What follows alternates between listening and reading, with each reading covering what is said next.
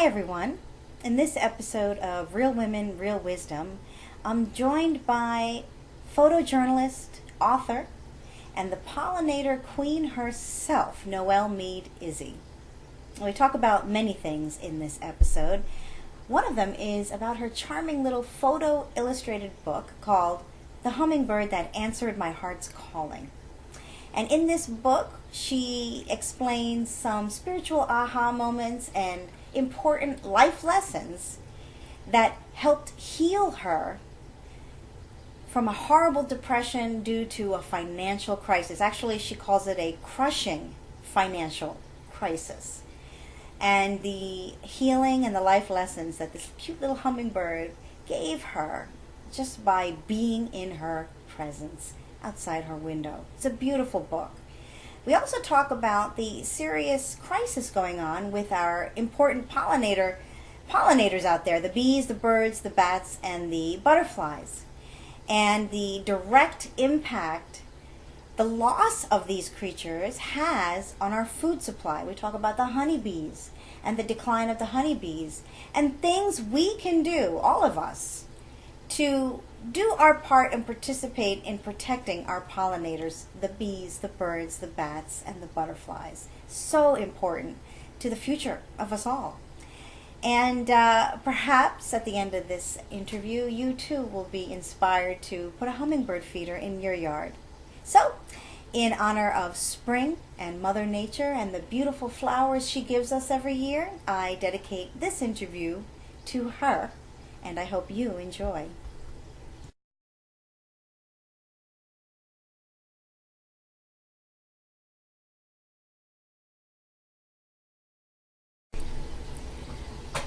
Hello, Noelle. Hello. Thanks for joining me today talking about this wonderful topic, Mother Nature.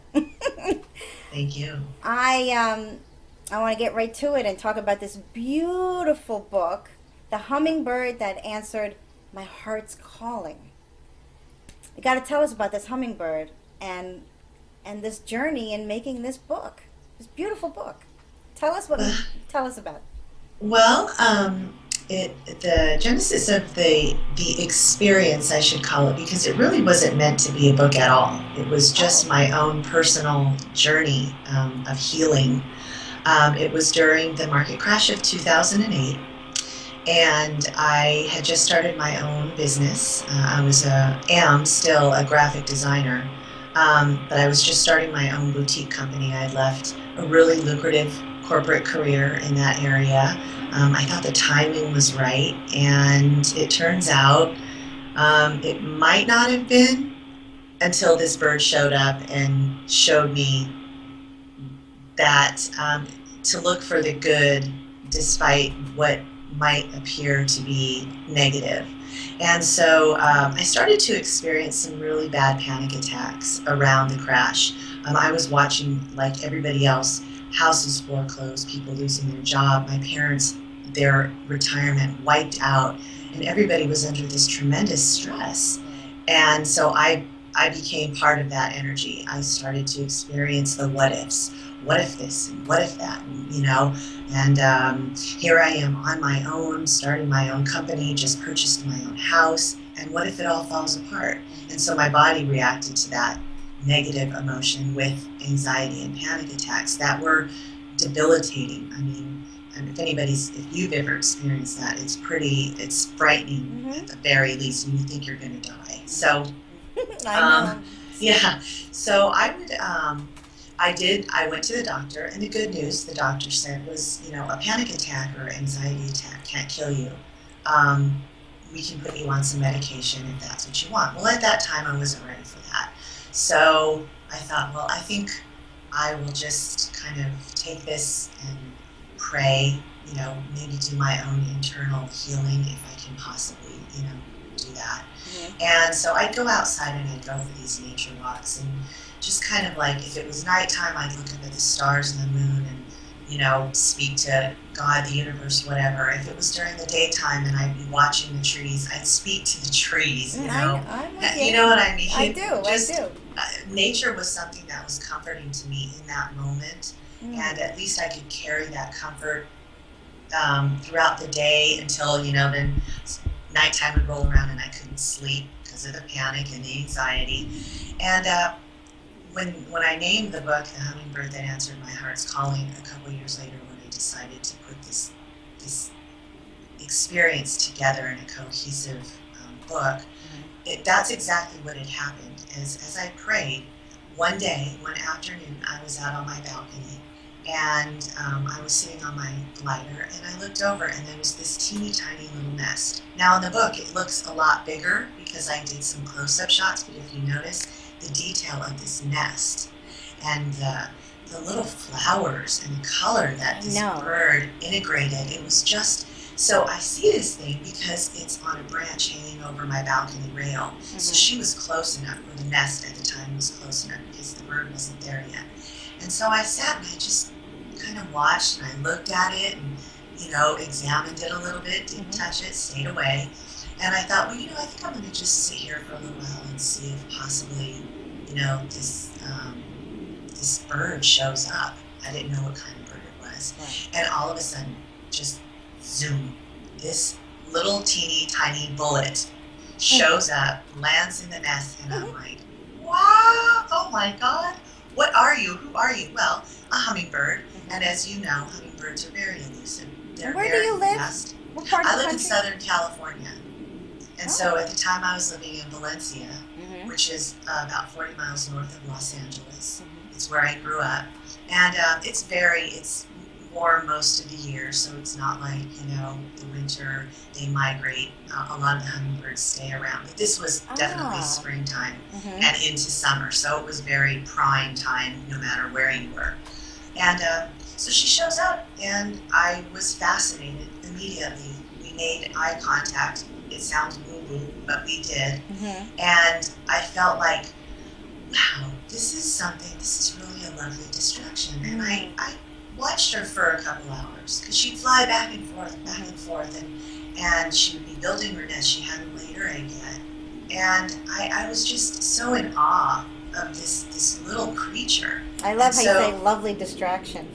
Yeah, well, it turned out to be, because this went from that day to 3 months of journaling, of taking pictures, of realizing day, week, month, my panic attacks were gone, my anxiety was dissipating, and before I knew it, I was sleeping through the night. And it was what I realized in retrospect, and as I was experiencing this, that the world doesn't revolve around me. The world doesn't revolve around our problems. If we just open up to everything that we're connected to, we will find good and joy and nectar and sweetness in life. And everything else will sort of fall away when you feel that connection, when you feel that appreciation for the things around you instead of this tunnel vision. And so that was the genesis of the story. That's how it came to be, just the experience. So this hummingbird must have been an experience. Do you have pets? Do you have dogs, cats? I do. I've always had dogs and cats in my life. Right now, I am a mother to 2 cats. And so it's interesting because a lot of us are pet owners of some kind. A lot of us. And we have pets and we tend to them, we care. I mean, my dog, everybody knows, is my soulmate. But it's interesting how even as pet owners, are we taking notice to the wildlife around us? Bugs, spiders. You have the 4 bees, the birds, the bats, and the butterflies. Right. Yeah. Right. And so this is this is an experience that you've had with this hummingbird that you named Artemis. So this book, the book itself is kind of the first time I've read something like this. It was part beautiful pictures, close-ups, like you said, of this nest and the birds, and but it's also a narrative. It's like your thoughts, your experience with it. What do you call? What is that? What kind of book genre is that? I have tagged myself as what I call a Nadu journalist. Nadu So, journalist. yeah. Okay. So it's like a nature journalist. And from the experience of this book is where that came to be, because there are people that are photojournalists, and that was derived from like the wars, where people would go out to the different countries where wars were being fought, and they were doing photojournalism and capturing, really powerful images, and then that told stories. This is kind of the same thing, only it's with the natural world around us. So beyond this book, what I do regularly is I'm a wildlife photographer, which kind of came out of this. And when an animal shows up, as Artemis did, I believe they're asking me to tell their story. So I will photograph it, and then as we discussed, the symbolism of animals, animal totems, they teach us so much. So much. Yeah, so they relate to us, and therefore that's where the nature Nadu journalism comes in, where the photo kind of has a powerful visual, but then I'm able to tell a story of the relationship between that particular animal and human beings. And that's what totems and spiritual animals are. Now, in an overall sense, tell us the story of Artemis. What's the story that transpired in front of you in this nest?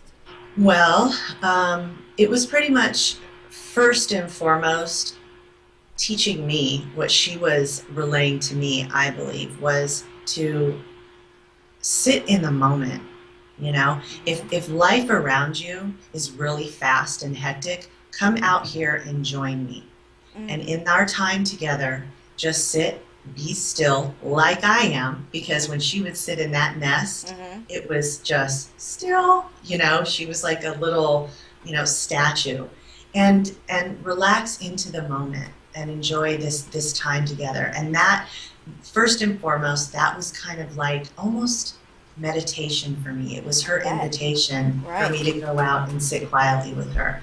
And then beyond that, as I observed her physical behaviors, her out and about, collecting nectar, and when she had, the nestling hatched and feeding her baby, I started to really understand this thing of balance that she was teaching, which was every time she went out to collect nectar, she'd come back with this bright yellow bill of pollen.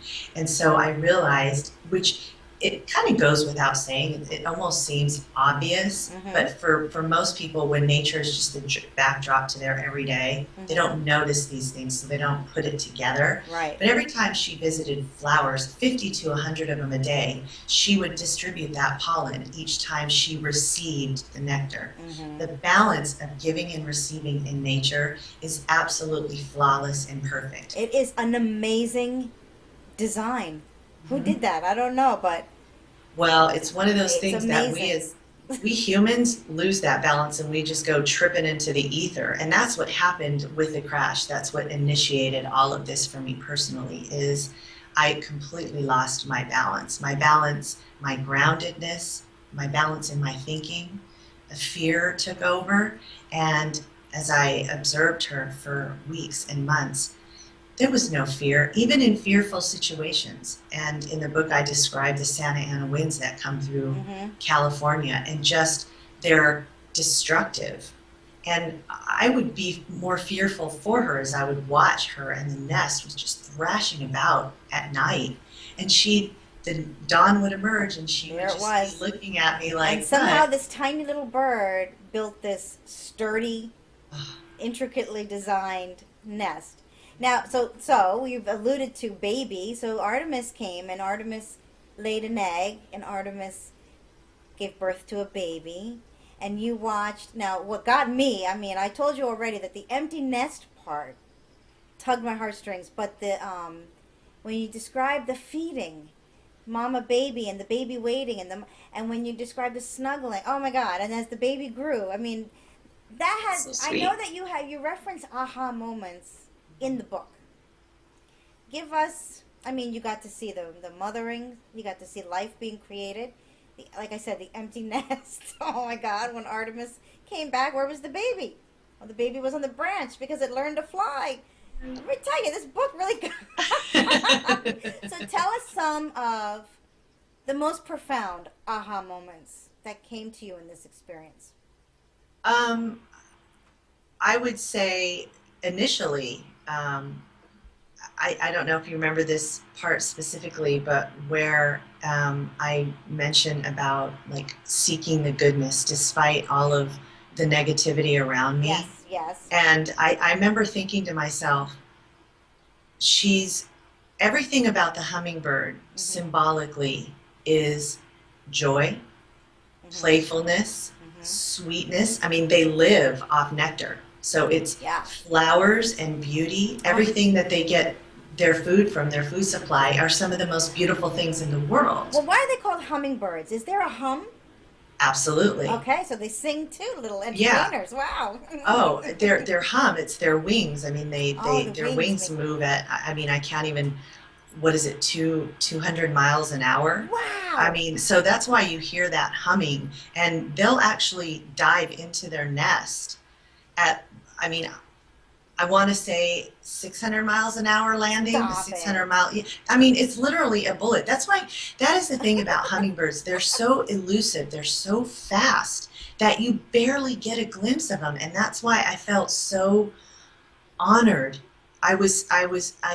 You know, I remember I would say to her, namaste. I felt so honored to be privy to Mm, her and mm. this experience because it's not common. They're just crazy. And you say in the book that you have lots of eye contact with her.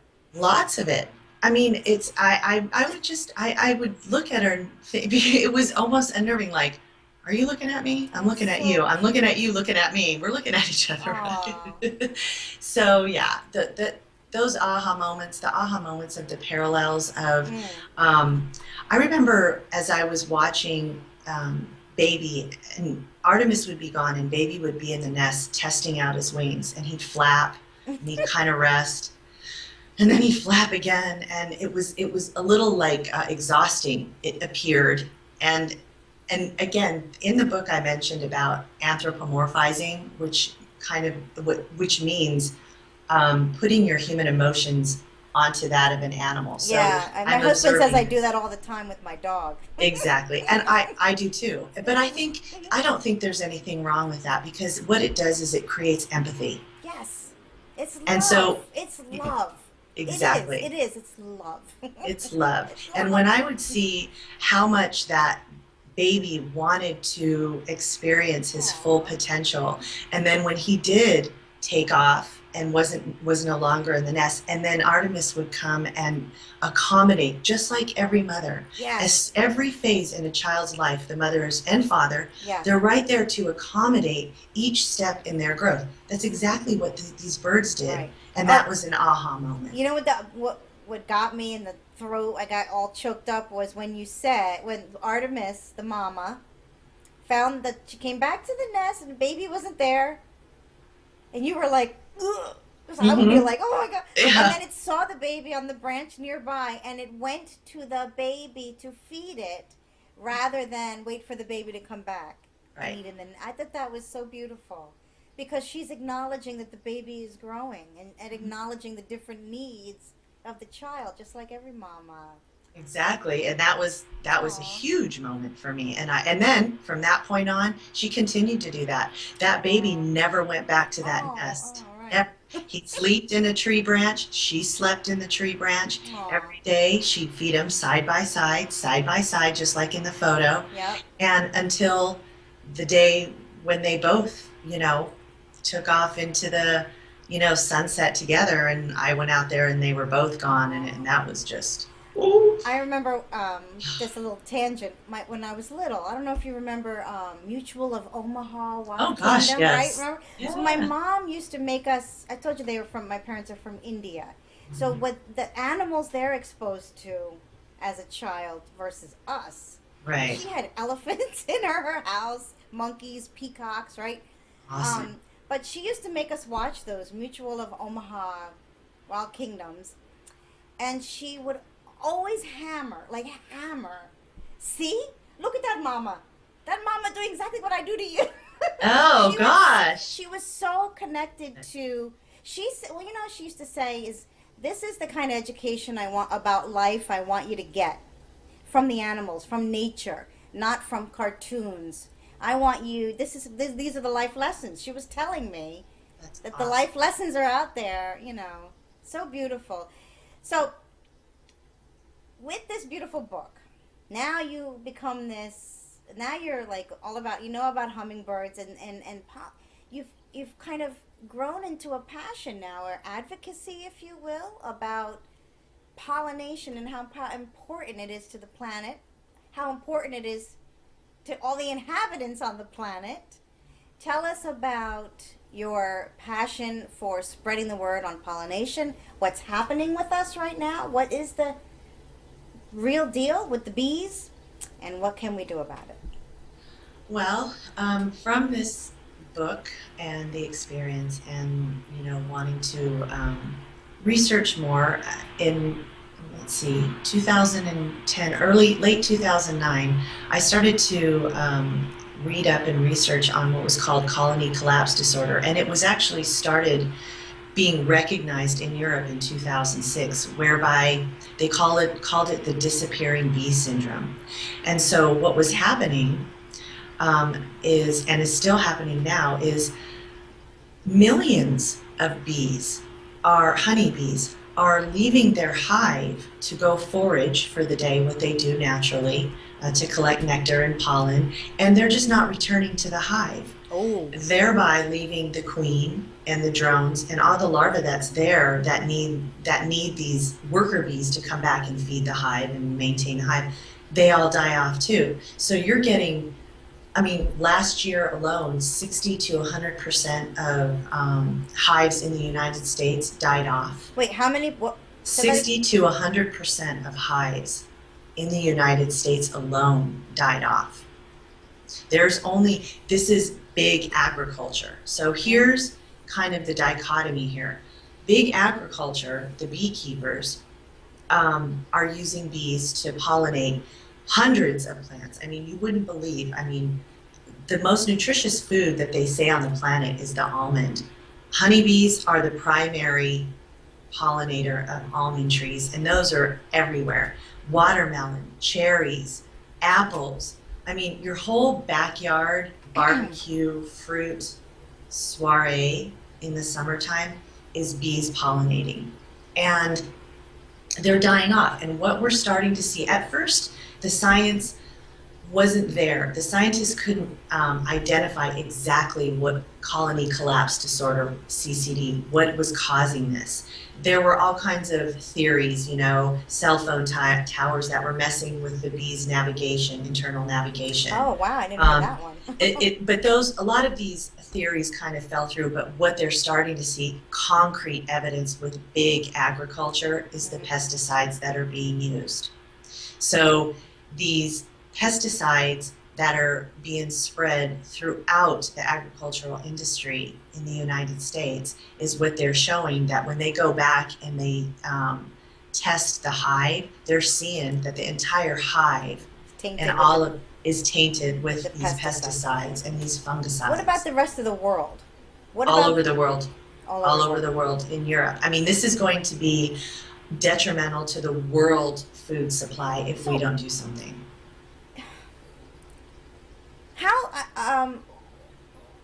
What is the response from the powers that be in response to this? How are people, food supply, what is happening with our food supply because of this? Well, first of all, we have to be careful what we're eating. Right. You're thinking about, okay, so the soil's tainted because they use these pesticides. Right. All of the foods that are grown in this soil is tainted, but more than anything, we're running out of the types of foods that the bees are able to pollinate. So you're getting the small amounts of hives that are being maintained are literally being trucked around the United States. Wow. Hives that they're transporting, which that in and of itself is very hard for me to wrap my head around because it's so disruptive, in my opinion. Scientists and beekeepers can say, no, it doesn't harm the bees when they're being transported in a gigantic semi across, the 10 freeway, across the United States to pollinate this crop of almonds, for example, that's in Central California. I don't know about that. I can't say for sure. I just don't like the disruption of having to transport bees because the other bees that should be in those areas are dying off.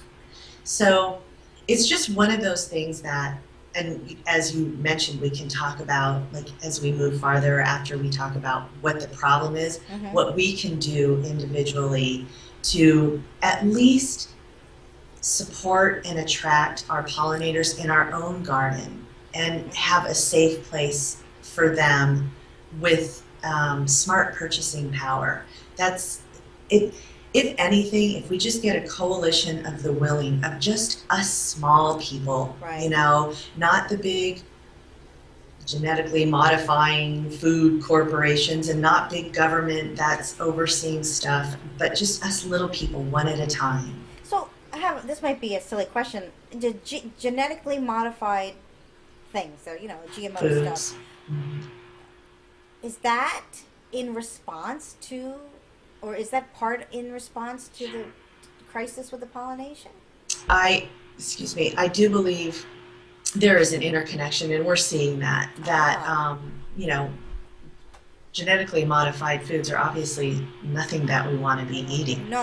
From genetically modified seeds to genetically modifying the queen bee, which is going to continue to get more genetically modified. Everything, right? Is that what is more? Yeah.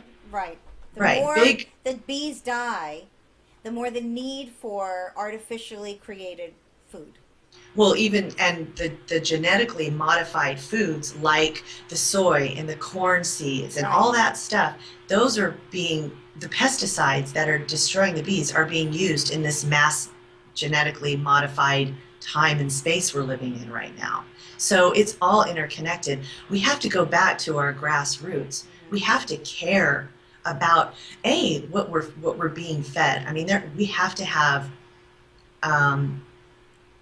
people stand up against this. I mean, who wants to eat something that isn't real food? Right. I mean, So it seems like there's like a twofold human benefit to us in what we're talking about. The one is, there's one aspect of this, and that is the relationship with nature itself, between you and any living being out there, and being open to receiving wisdom from our birds and our insects and our animal friends, right? Because there's wisdom there. Then the other side of this is changes we can make, behaviors we can change to support the efforts of our local growers and the organic farmers, and B, create for ourselves in our own space, as natural of an environment as we can. Right. And then we can attract, like you were saying in the book. I think it's gorgeous to have, inspiration to give others on, take that backyard of yours and let's turn it into something magical.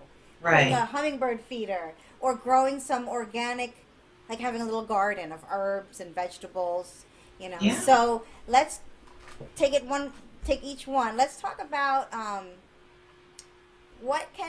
tips that people can do in their own backyards to attract more birds and hummingbirds, especially. What parts of the country do hummingbirds typically live?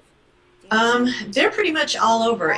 Depending on the time of year. So if you're talking about tell me how to put some in my backyard. the Midwest. So can you say where you're at? Yeah, I'm in the East Coast near New York. Okay. That area. All right. Okay. So right now, your hummingbirds that would be migrating back into the United States aren't going to start showing up till around April. Okay. Because in the colder states, as opposed to here in California, I have hummingbirds like right now in my periphery. I can see some hummingbirds at my feeder right now, but it's warm most of the time throughout the year. So a lot of them don't migrate to their wintering grounds in South America and Mexico. But when they do start coming back and migrating back into the United States, they come in kind of groups. So you'll start seeing where there's a lot of snow and cold, they'll come later on in the spring, and then they'll start moving in across the United States from the south and stay, depending how long it stays warm into the fall. I would recommend whoever puts up feeders, keep them into like early November, because those hummingbirds that are kind of sticking around and not quite sure, am I going to migrate or is it warm enough to stay here all winter long? You want to make sure that they have that nectar, because all of the natural nectar in the flowers will be dormant, at that time. So your supplement, okay, so tell us about that. What are we putting in this feeder? Sugar and water? Yeah, sugar and water. So it's called simple syrup. And a lot of people think that you need to get this really elaborate feeder. And you can. I mean, if you want something that's blown glass and all kinds of colors, that's great. Right. But there's a misperception that you have to have an overly ornate, colorful feeder in order to attract hummingbirds. And that's not necessarily true. The simplest, I would recommend glass. So there's the base. So the simplest feeder, that's a glass base that has a red base or red bottom with little yellow flowers, that's plastic. Okay. Those are you can go to any store, any kind of store, big box store or a small little pet store, and buy those. Anybody that would have a bird feeder would probably have a hummingbird. Absolutely. Okay. Any Petco, anything like that. So and even the big box stores too. In the summertime, they just bring in all kinds of hummingbird feeders because people love that in the summertime. I'm gonna get one this year. Yeah. So, and it's wonderful. So then you make the simple syrup, and a lot of people like to get the nectar that's red, that has a red food dye in it. I don't recommend that. I don't recommend red food dye in anything. Well, people think, well, it's red, so it's going to attract the hummingbirds. No. Let me tell you something about hummingbirds. They will find your feeder. All you have to do is put it out. They are abundant, they're territorial, they'll find it and they will never leave it until there's no nectar left. They will keep coming back. So they'll find your hummingbird feeder. And if you hang it somewhere near foliage already in your garden where they will see the natural foliage, they'll naturally gravitate to the feeder. So no color food dye in the simple syrup, just do 1 part water to 1/4 part sugar. So a cup of water and 1/4 cup of just plain sugar. And mix it up and then pour it in there, and they'll be... And they will be, and the feeder will help the hummingbirds by giving them something to feed their young, or something to feed that. Like, what's the sugar water do for them? It's nourishment. I mean, like anything else, if you and I are going to go eat something, we would much rather have it be organic as opposed to something fast made. Food. Yeah. Yeah, no fast food. Right, no fast food. And so, but this is a way, hummingbirds have such a fast metabolism. And in order for them to maintain the energy level that they need all day long, and then when they go to sleep at night, their heartbeat drops drastically, their blood pressure drops drastically. So they have to have a reserve of this nectar that keeps them alive, if you will. They go into what's called torpor at night. So they'll perch on a branch and they puff up and they literally look dead, but they're not. And then when daytime arrives, they wake up and they fly around. But they need to have a lot of food, a lot of nectar, and the feeders supplement that, especially in the crazy summer months when they're just flying around like mad and there's thousands of them, in small areas. They need a lot of food to maintain their energy level and their life. So the nectar is a great supplement for that. Wow. But when they have a baby like Artemis, right. Artemis would rather go get the organic nectar from flowers Right. than the feeder. I kept the feeder there just in case. Did you but I ever see found her that there? Did you ever see her at it? not when she was nursing. When she Mm. was nursing baby, she was out because it was in the heart of spring and summer, so the flowers were everywhere. I'd see her out, in flowers. How long is the nest still there? Did other birds come and use it? Has it gone? The nest Um, itself? I don't live there Oh, you anymore, don't live there anymore. Okay. but the nest, this was kind of creepy, and I didn't want to interfere. Oh. So I just kind of let it be. Now, I do know that hummingbirds will go back to the same place and re-nest Right. that they have a year prior, unless the nest isn't there. Artemis's nest, after baby and Artemis left, I would say about 3 weeks later, this gigantic grasshopper Yeah. came and was like, he would perch himself underneath the nest, and then I don't know what he was doing, but he was kind of pulling away at it. Interesting. And eventually, and this grasshopper, I'm telling you, was like 2 inches long. He was gigantic. Ugh. And, it was like, ooh, that is just really weird, but okay, I'm just gonna let nature do its thing, because maybe there was something like from the egg, or like when baby was, that maybe there was something in there that he was eating for, and so how long did you witness this? How long was it? Like a couple of days, or? The grasshopper. Yeah, I would say it was about a week that I would see him going back, and I think he'd be gone, and then and then he'd come back. But again, it was one of those things like, oh, I could preserve this nest and go, ooh, get off of there, or I could just let nature do what it does. And so ultimately that's Mama Nature knows what she. But she's Exactly. talking. I love in your book the prologue. I have it highlighted on my notes here, and I just want to read it. It's such a beautiful this book we're talking about with Artemis. I like it says in the prologue, the story is a wondrous encounter that brings to light the parallels between nature and humans. It is a story that demonstrates the pervasive interconnectedness between all of nature.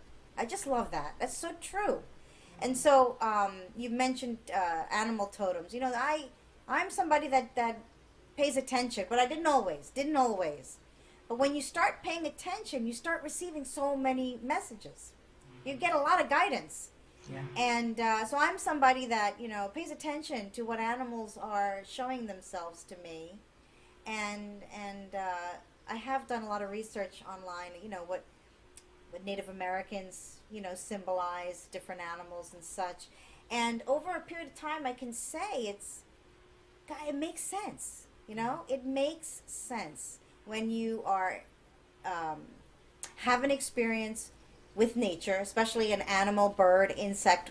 A 2-inch grasshopper is an experience. Yeah. Right? It makes sense. We're all communicating to each other all the time. And so to wrap this up, I want to talk about spiritual pollination, how we can be spiritual pollinators, and this is the part that I like, because it really is a lot we are empowered individually to do to help this planet. We really do have easy, simple things we can all do to give love to this planet, and you had some great ones to talk about in all of this, helping. What can we do about the pollination crisis? What can we do to attract more nature in our backyard? What can we do to eat? How do we give us some of that? Because I think that is a very valuable wisdom to impart here. Well, first and foremost, just be conscientious of your purchasing. So Right. we're going to talk about just that for our pollinators. Be conscientious. Spiritual pollination, though, isn't as much as the tangible things like make sure you shop locally for your honey. Make sure that you don't purchase Roundup, the pesticide, for your backyard. You don't want to use Roundup or any of those things, because it's literally killing the pollinators that are coming into your garden, you know. And there are So much better options, natural absolutely. options, right? Okay. Absolutely. So go to nursery and speak to them and ask the options, because anybody that's into horticulture, and that's why I say if you go to farmers markets, if you go to your nurseries instead of the big box stores, they care. They're informed of what's going on Right. with all of this crisis. But spiritual pollination has a lot to do with what we're thinking, the power of our energy, because I get people that say, there's nothing I can do about the factory farming. There's nothing I can do about the dolphins that are in Japan being slaughtered. I can't be there, but I tell you, you can be there. You can be there in your energetic signature. When you want to support the cows in the factory farm. Okay, so for example, I've had someone say to me, I can't be a vegetarian. My family can't be vegetarian. We do have to eat meat because I've got 3 teenage boys that are growing, and their body, they tell me, they crave that. Right. Okay, so I can't walk around judging people. We are who we are, and we're in a time and space on Earth in where we're at. Right. Okay, so accept that. But when you sit down to eat that meal, all I would ask of that family is take one moment out of before you dig into that meal and just say thank you. Yes. Stop and say thank you. And this is what I do. I even do it with my potato. Thank you, Mother Earth, for this potato. Mm-hmm. Thank you to the animal that has given its life force for my meal. That matters a lot. That makes a difference because it is a vibration. Yes. That is being sent out globally. Yes. And that is what they call the critical mass. We can make a difference with what we're thinking and feeling. We really can. That is spiritual pollination. Not feeding into the anger on social media. You go in and you see a post of, say, something that's happening with an animal that you love, and the first thing you see is someone typing in, man, if I could get a hold of that guy that did that, I'd string him up by a da-da-da and hang him by his toes, and so you're feeding into that negativity. Right. Instead, say a prayer for the human that is engaging in something that isn't for the well-being of anything, and say a prayer for the animal. That is spiritual pollination. You know what I mean? I do. Teach your children. Native Americans are the they honored everything that they used. Mm-hmm. Everything that was used to survive was they were grateful for. Yes. They honored their and that's beautiful. Actually, I had to sit with that one because that's just gratitude. Yeah, and it's honoring the life force, honoring everything. Mother Nature. Yeah. Yeah. And we talked about it is easy to get organic food, right? You can grow it. You can get organic seeds. I just bought some organic parsley and organic cilantro. It was like $2 for a packet of seeds. Mm-hmm. They were organic. Organic. What kind of pesticides are? What kind of alternatives exist? Well, for that? You would have to probably talk to. One of the things when we talk about the power pollinators, one pollinator that doesn't get a whole lot of media attention, except for, say, a little bit of negative media attention through the movies, is our bats. Okay. So bats are the night shift. So all during the day, you've got the butterflies, the birds, and the bees that are pollinating all throughout the daytime. But when they go to bed at night, the bats are what pick up the night shift. And they pollinate during the nighttime. And how they pollinate? Huge. They actually take from the flowers. Bats go to flower? I didn't know that. They pollinate, agave? Yes. Are you familiar with agave? Agave is huge. People Tequila. are using... Thank you. I always want to say, if you like your tequila, you need to protect the bats. The bats are also in decline. Really? Oh, huge.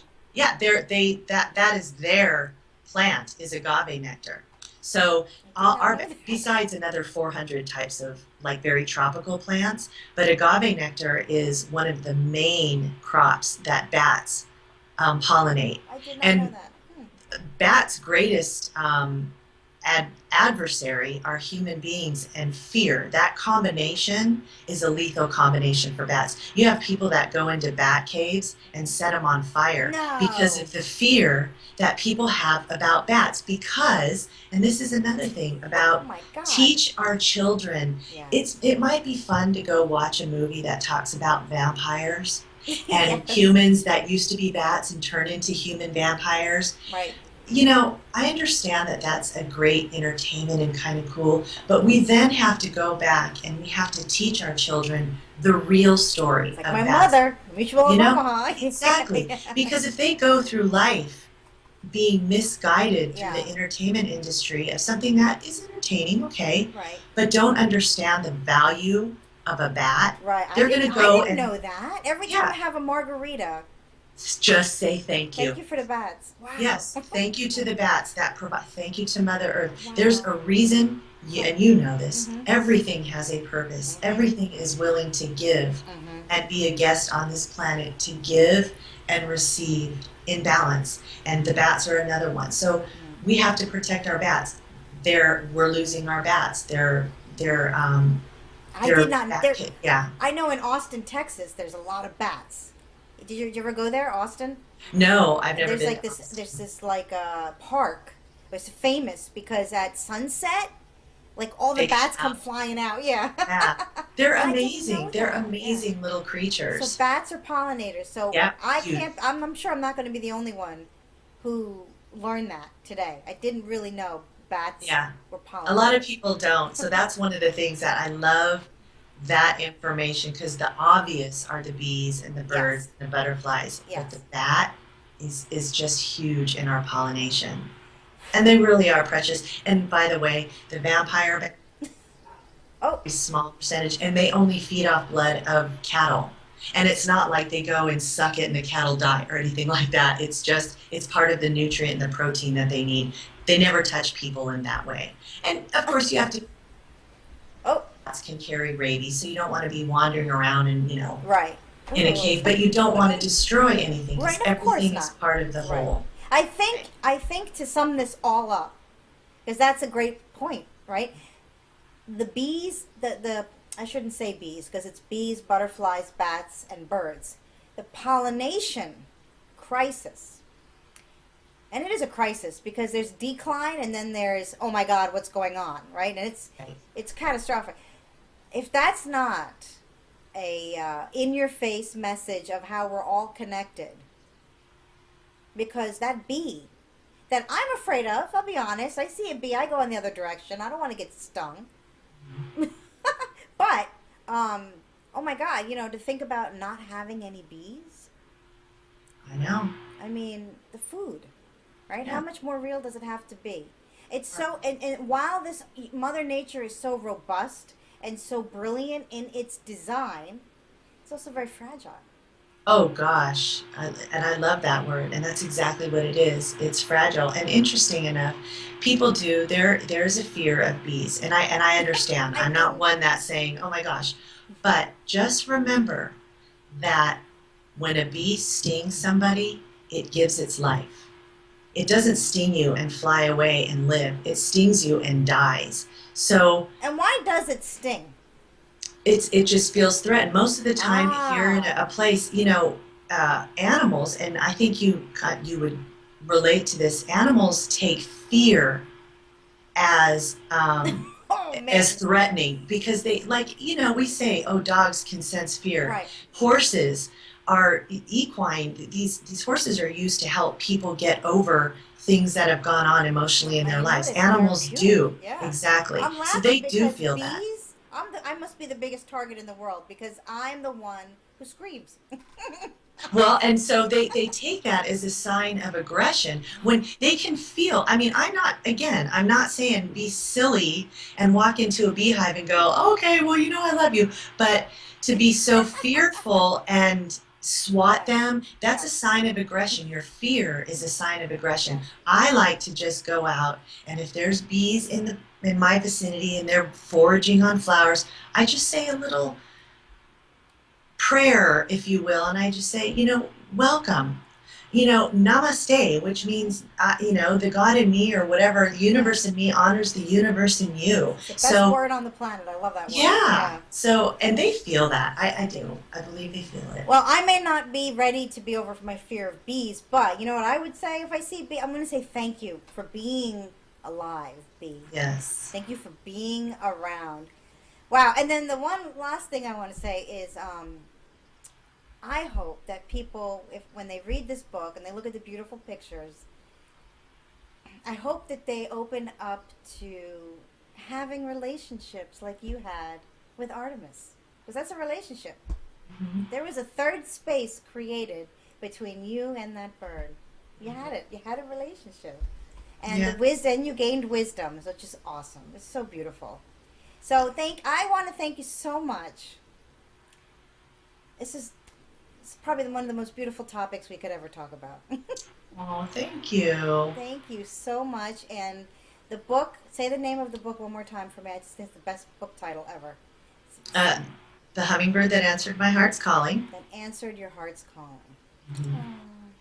And she did. And she did. And keep doing what you're doing. Do you have any new what is it? Say the word again. Natto journalism. I can't say that word. Natu journalism. Yeah. NATU journalism. Do Yeah. you have any other? Well, you can go on my website. I have a huge blog of like the photographs I take, and then the blogs that I write alongside of them, and it's all that. That's exactly what the Natu journalism is that I participate. We'll provide that for everybody so they Okay. can. Yeah. Thank you. Thank you. It was really nice talking Really to you. nice.